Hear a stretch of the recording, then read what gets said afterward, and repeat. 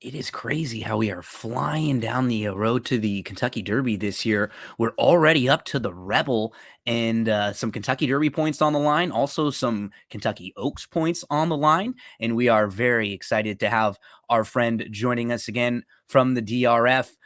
Daily Racing Form correspondent. She covers the Mid South. You see her excellent handicapping prowess all the time. Great articles from her.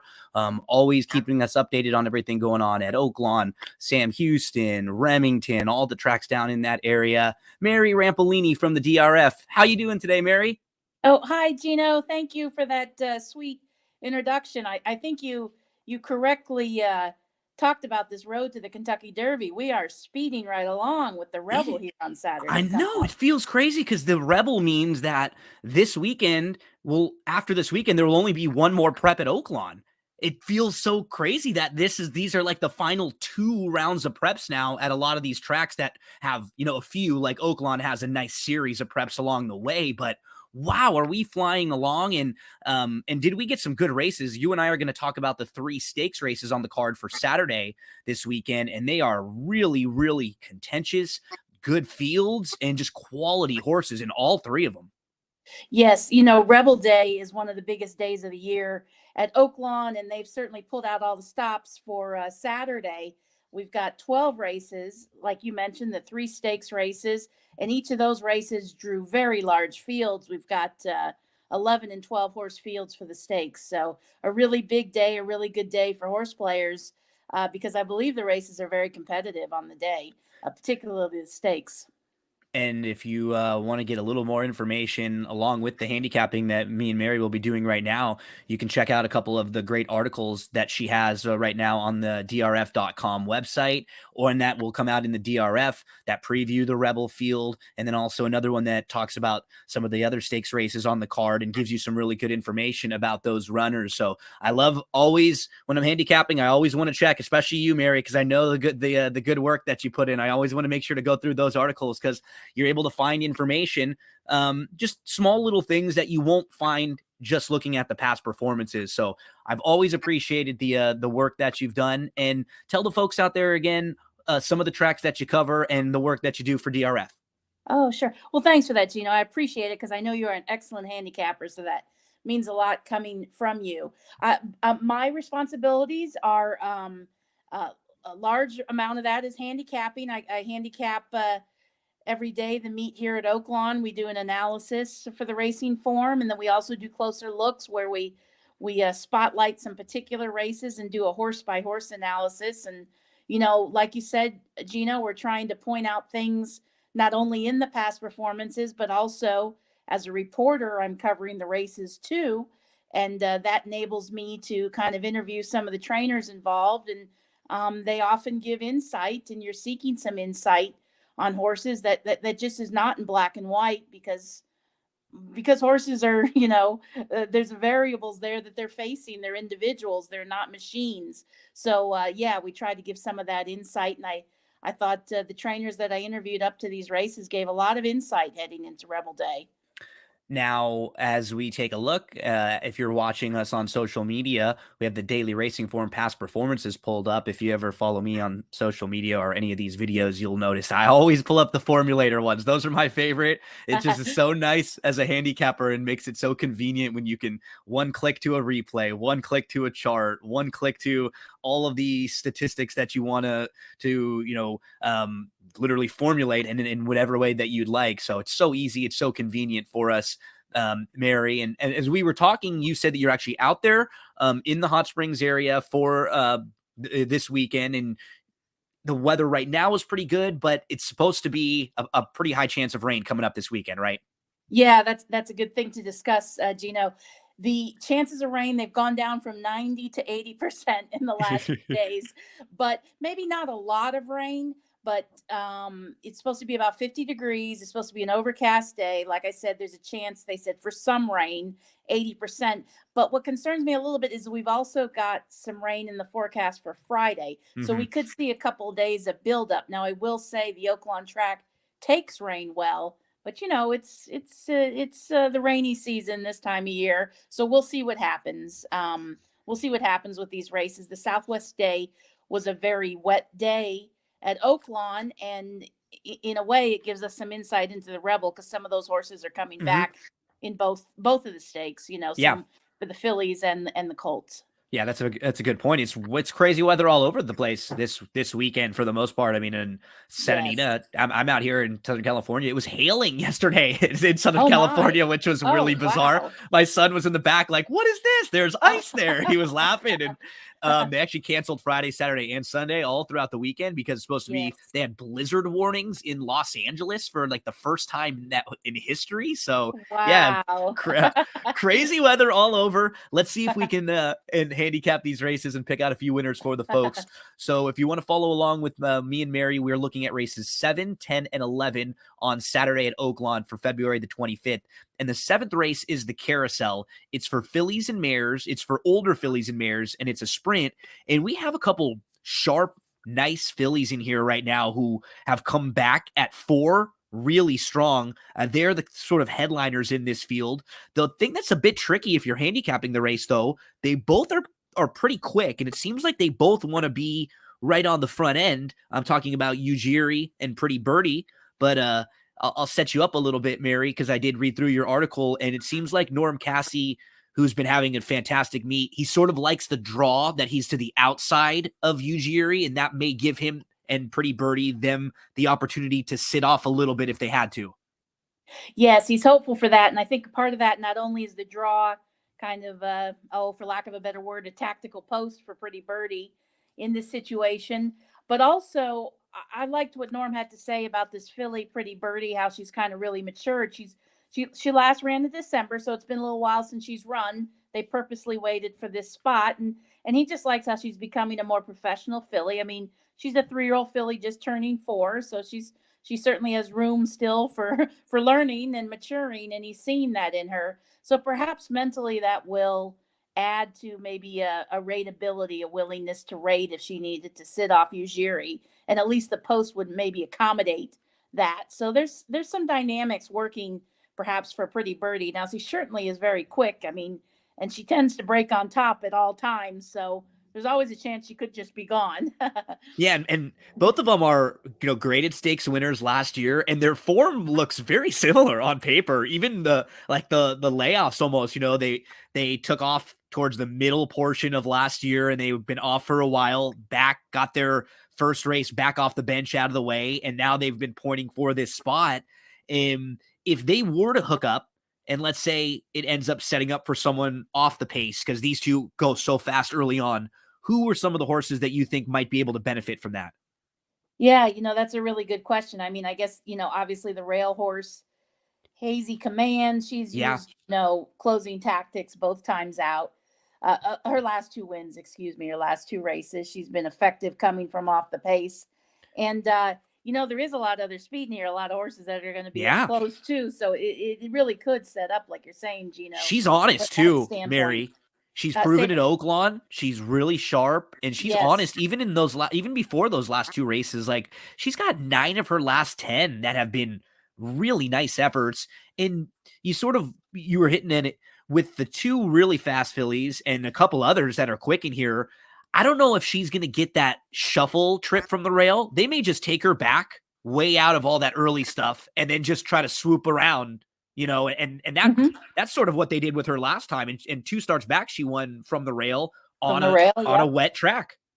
Yeah, those are good points, really good points, Gino. And then maybe you look at a horse like Take Charge Lauren, who's, cutting back from a mile. Mhm. Maybe that sets her up for a big finish too. So A little yeah, bit of I think punch. you made a nice case for Hazy Command. And like I said, I do think, Ujiri and Pretty Birdie, they're exciting fillies going forward, like you said, moving into this division now. Then there's kind of a wild card before we move on from this race on the outside for Peter Miller. Samurai Charm comes in. Joel Rosario will be aboard. Um, she was she's kind of interesting because she's definitely capable of throwing up a really big effort, but she's sort of been in and out. Like she's not all that consistent, especially on speed figures. If you're just looking at some of her recent speed figures where she has a couple good races, it looks like she's sort of moving in the right direction. And then her last 2, maybe a little bit disappointing. She hooked a sharp one last time out in Fun to Dream. maybe she could kind of capitalize and get a trip in here. She's at least sort of a wild card and worth mentioning. Yeah, no, definitely. No, talking to Peter Miller a while back, he had mentioned he was looking at this spot with a couple of fillies. So she may have been one of them. I don't have my notes in front of me, but I also want to say on that conversation, it was a while back. But I also want to say, and I'm trying to look up the overnight now, I believe he supplemented one of those fillies. So that's kind of interesting too. Yeah.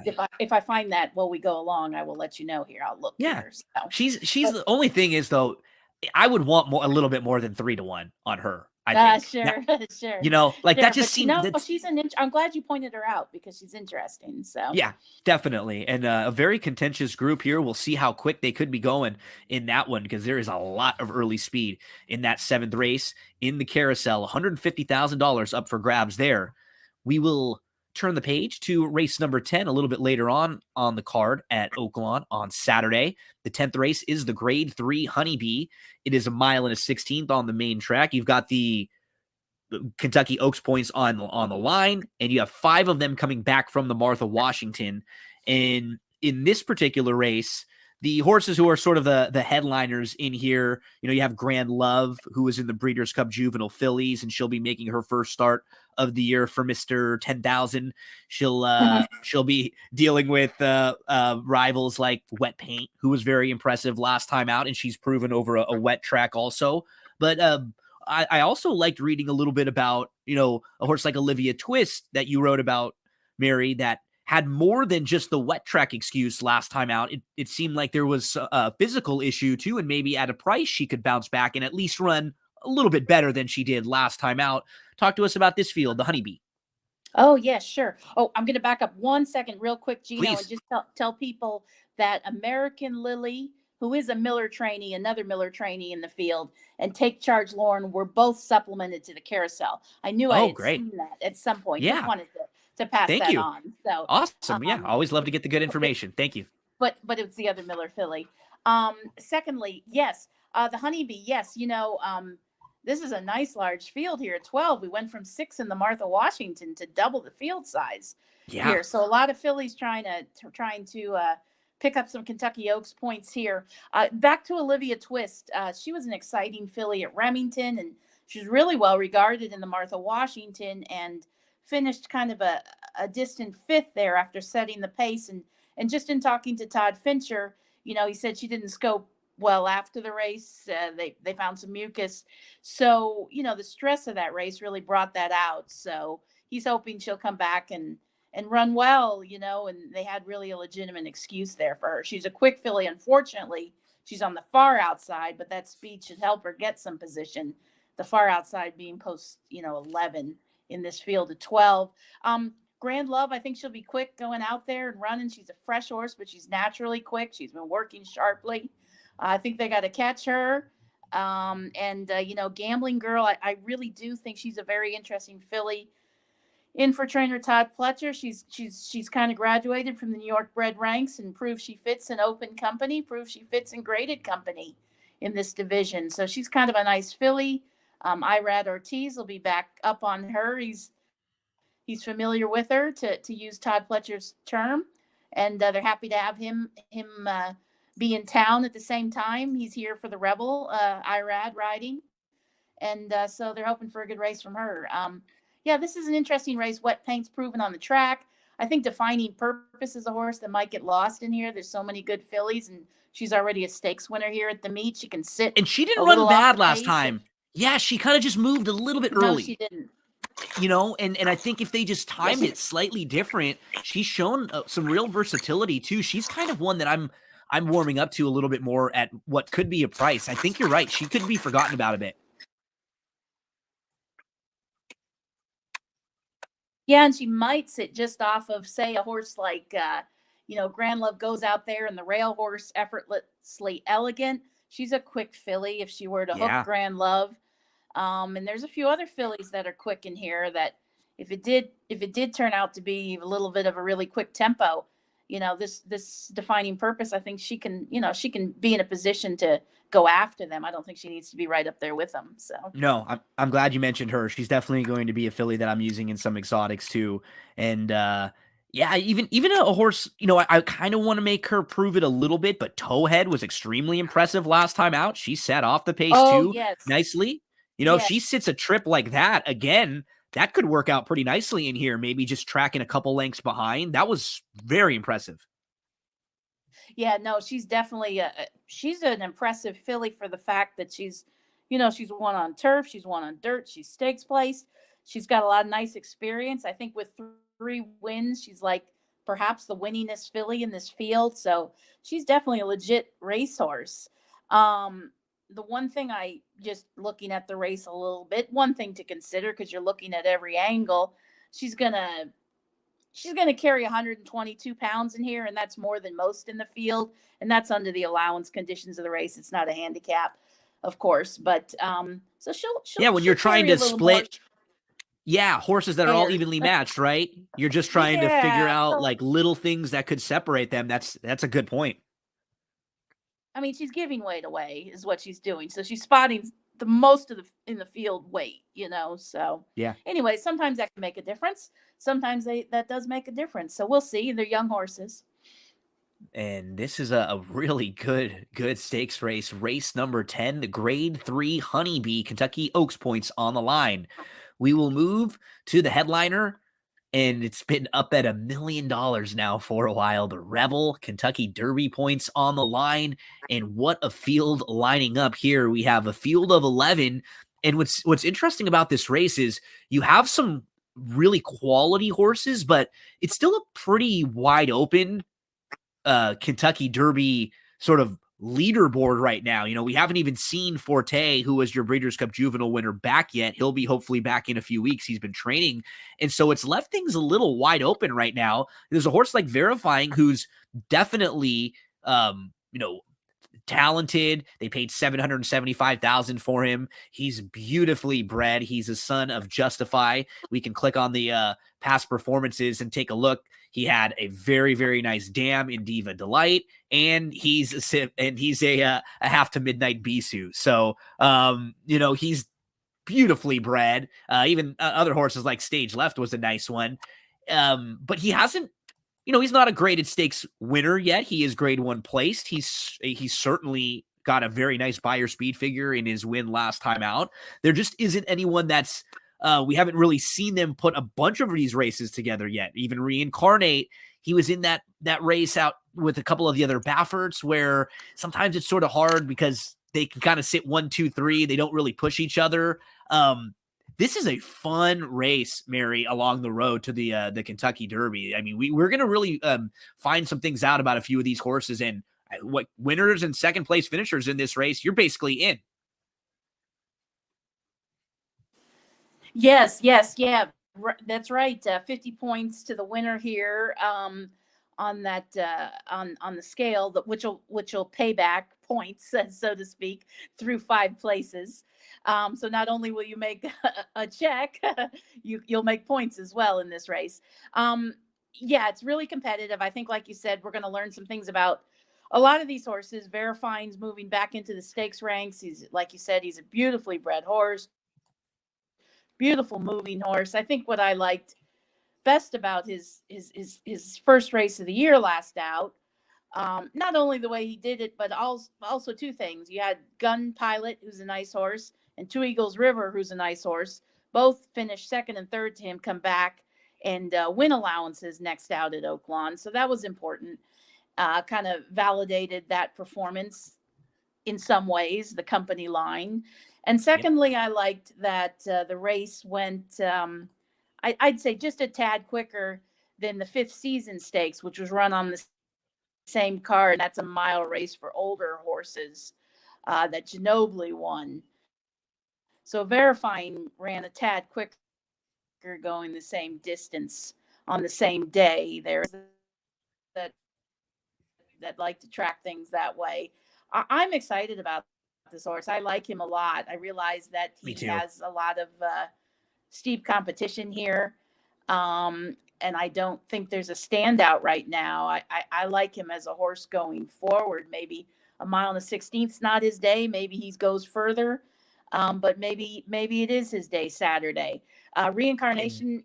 did set a quick He and pace Mary, real last quick time. before we move I up, could just see him getting out there and going, although there's, I was gonna say, yeah, before we even yes, move off Gino. verifying, because I'm in complete, like, in agreement with you.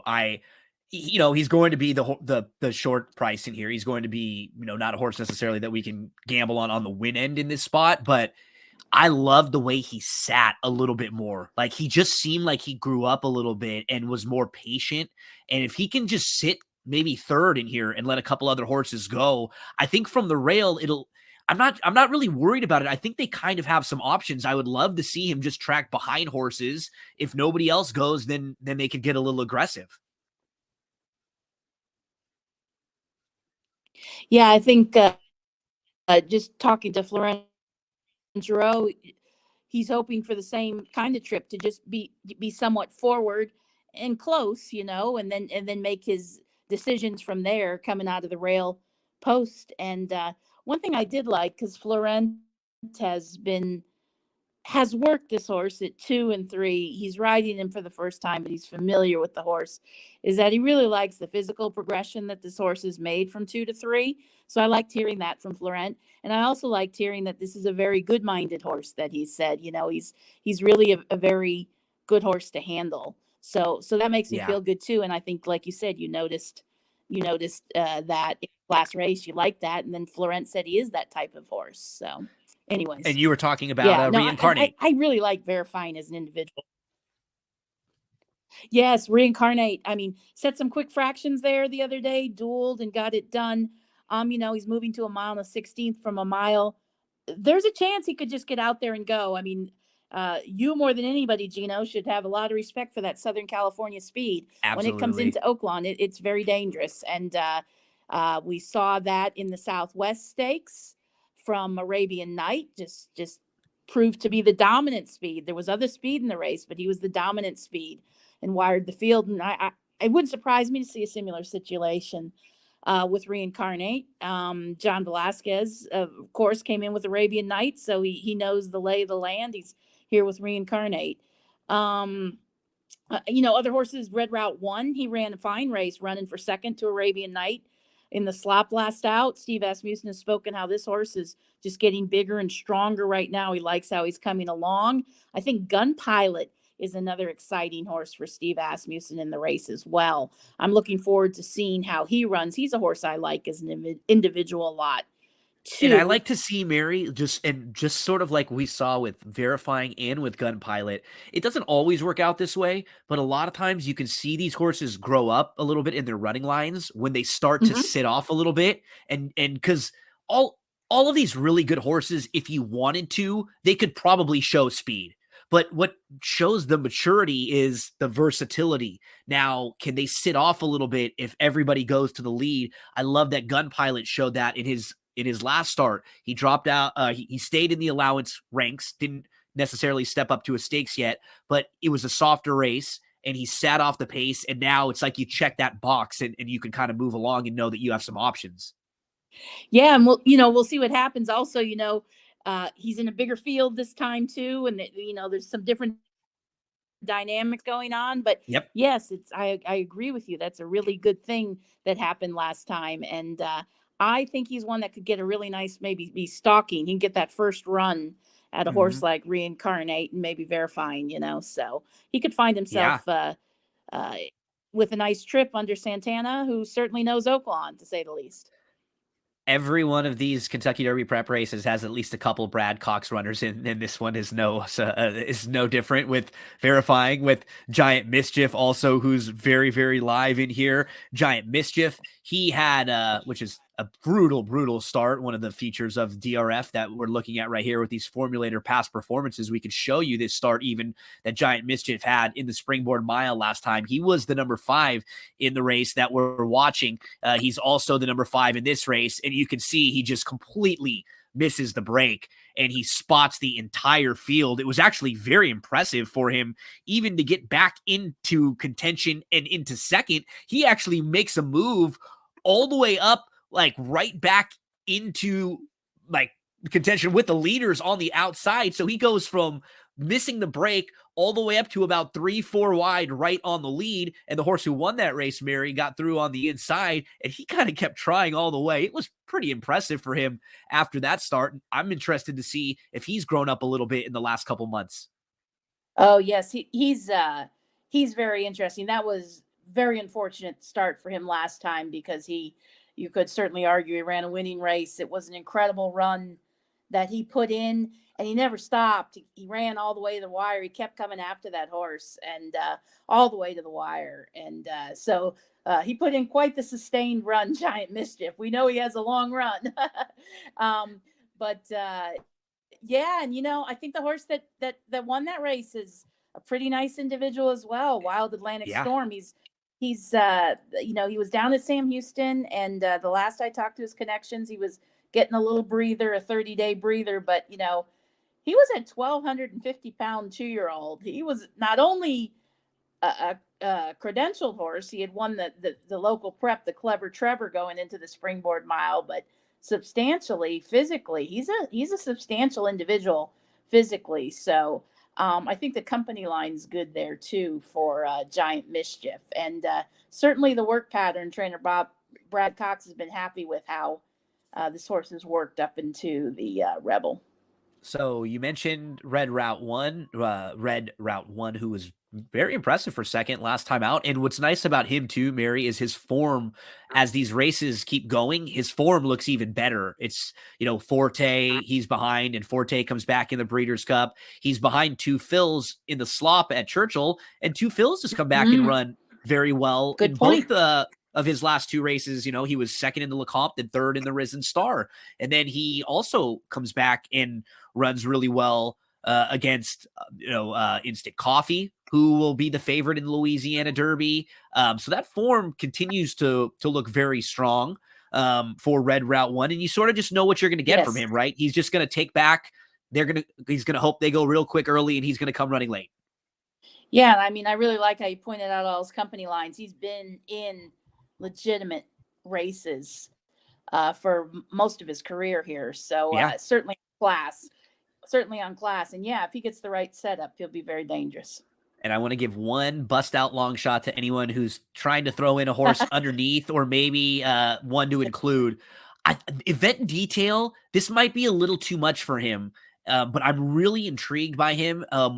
His career debut, he was in a very strong race at Churchill behind Corona Bolt, who was very good at the time. And Corona Bolt was a little disappointing in the most recent race in the Southwest, but came back and won the Sugar Bowl following that with a 97 Beyer speed figure and winning by 6. And again, we can maybe make a little bit of excuse for Corona Bolt when running on an off racetrack. That was also the first time going longer. The runner-up that day also came back to win Communication Memo. So that was a very strong race on the dirt. And then he went to Turfway, and he's run 2 good races at Turfway. And what I've noticed over the last 2 years in particular, the horses that come out of Turfway generally run pretty well and outrun their odds. And I think on synthetic surfaces, sometimes the speed figures are just a little bit lower because the races aren't quite as fast.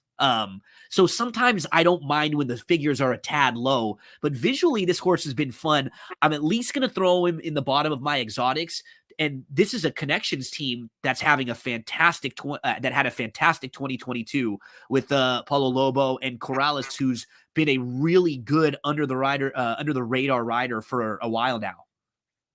Nice. No, that's you are among a few people that have mentioned this horse to me. So I'm actually looking forward, like we talked about at the start of the race, about learning about some of these horses a little bit more. He's one I think we're all going to learn a little bit more about Saturday. And we'll see if he can stack up here. And if not, they know he likes the synthetic and they can go back there with some options, right? But take a shot right now in a wide open field. If he runs third or runs well in here, then you sort of know, hey, he may not be far off in just a really fun Rebel race here, Mary. Anything else? I think we mentioned a lot in here. Anyone else you want to hit on? We got through most of this field, and it looks like a really great day coming up on Saturday. And I just want to say thank you again, not only for joining me, but just for helping me as a handicapper. All of the articles that you put out, all of the information on social media, just alerts as to things. It helps me so much prepare And I know your information is always excellent and very trustworthy. And I just want to thank you so much because you've helped me so many times when I'm preparing for Oaklawn, or bummer that it hasn't been able to be Sam Houston this year with what's been going on, because I love playing the races over there in California. I'm not Sure. able to do so, but you Sure. you are always just such a fantastic resource of information, and I can't tell anyone enough good things about you, Mary. You've been such a big help for me through the years, helping on the shows and just with your articles and information. So thanks for taking 30 minutes out to join us. Oh, well, Gino, thank you so much. I really enjoyed talking to you and love your enthusiasm for the game. You have a wonderful countenance about you and approach to horse racing. And hopefully everybody will have a good day Saturday. And I can tell you the Racing Form team will be on top of all the 3-year-old preps as part of our Derby watch going forward. So the Racing Form's all over the Triple Crown. DRF.com for everything you need. As you saw us go through the fields of these stakes races with the past performances, maybe you need help with handicapping selections or clocker reports or just other different resources. Whatever you need, they have it for you. Tutorials explaining things that you may not be sure of. Always reach out to the folks there too. They love to help you out over there. Some great folks you work with, Mary, and thank you so much. We have to link up again sometime, maybe with these this maybe in a month or so, when we have an Arkansas Derby coming up for the next round of preps, and we can see what happened this week, and we can get closer to the Derby. Sounds great. Have fun in that blizzard, Gino. Oh, I know. I'm bundled up in here in my living room, and I'm not going anywhere. So that's what's great about working from home. I'll be sitting right here watching the races all weekend. Thanks again, Mary. You have a Good for great you. weekend, and good luck to you.